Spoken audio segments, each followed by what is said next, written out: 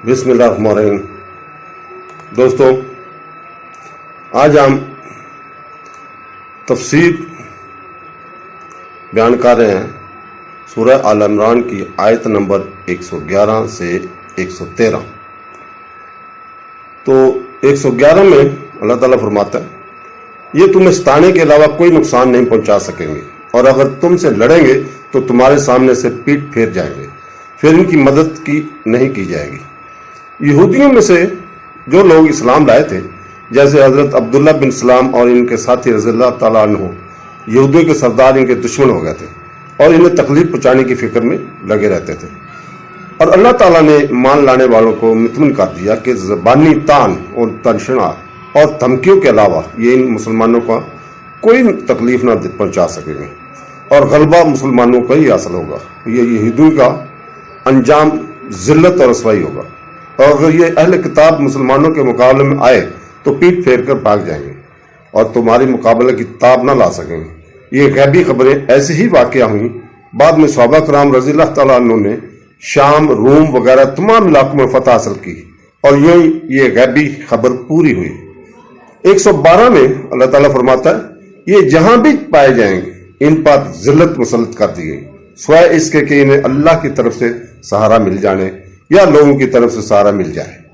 ये अल्लाह के गजब के मुस्तहिक हैं और इन पर मोहताजी मुसल्लत कर दी गई है। ये इस वजह से है कि वो अल्लाह की आयतों के साथ कुफर करते थे और नबियों को नाहक शहीद करते थे, और इसलिए कि वो नाफरमान और सरकश थे। इस आयत में बयान फरमाया गया कि यहूदियों पर जिल्लत और मोहताजी लाजिम कर दी गई है, और साथ ही साथ इस आयत में इस्तिस्ना भी है। इस आयत में बयान फरमाया गया कि यहूदियों पर जिल्लत और मोहताजी लाजिम कर दी गई है, और साथ ही इस आयत में इस्तिस्ना भी है।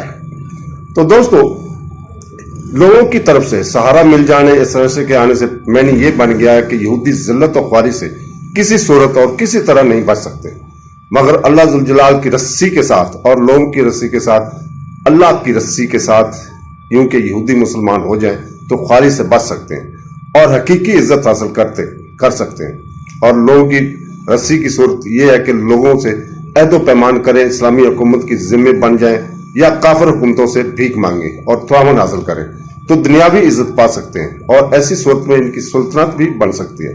फी ज़माना अगर दुनिया के किसी खित्ते में गफार के तआवन से यहूदी सुल्तनत वजूद में आई है, तो इस हुकूमत का कायम होना कुरान करीमा इस्लाम की सदाकत के खिलाफ नहीं, बल्कि कुरान करीम की सदाकत की बड़ी साफ और वाज़ह दलील है कि बासब इस्तिस्ना सदियों से जलील और ख्वार यहूदियों की एक जमात को दुनियावी इज्जत मिल गई।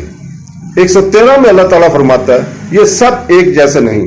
अहले किताब में कुछ वो लोग भी हैं जो हक पर कायम हैं। वो रात के लम्हात में अल्लाह की आयतों की तलावत करते हैं और सजदा करते हैं। जब हजरत अब्दुल्ला बिन सलाम रज़ियल्लाहु ताला अन्हु और इनके साथी ईमान लाए तो यहूदी उलमा ने जलकर कहा कि मोहम्मद सल्लल्लाहु अलैहि वसल्लम पर हम में से जो ईमान लाए हैं वो बुरे लोग हैं। अगर ये बुरे ना होते तो अपने बाप दादा का दीन ना छोड़ते। इस पर यह आयत नाज़िल फरमाई गई और बता दिया गया कि ताजदार रिसालत सल्लल्लाहु अलैहि वसल्लम की गुलामी में आने वाले ही तो काम के आदमी हैं, बकिया का हाल तो इंतहाई बदतर है।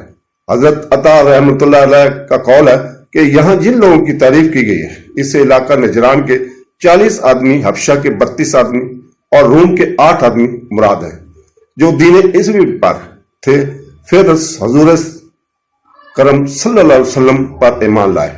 अल्लाह ताला हमें कुरान, हदीस और तफसीर पढ़ने, समझने और इस पर अमल करने की तौफीक अता फरमाए। आमीन सुम आमीन।